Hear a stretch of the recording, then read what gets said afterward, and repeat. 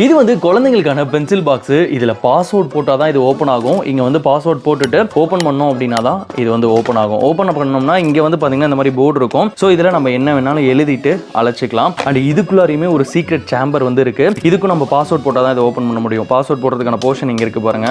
இப்படி பாஸ்வேர்ட் போட்டோம் அப்படின்னா தான் இந்த போர்ஷனை வந்து ஓப்பன் பண்ண முடியும். குழந்தைங்க இதில் எதுவும் மறைச்சு வைக்கிறது அப்படின்னா வச்சுக்கலாம். அதே மாதிரி இது பார்த்தீங்கன்னா பென்சில் பவுச்சு. இது கொஞ்சம் பெருசாக இருக்கும்.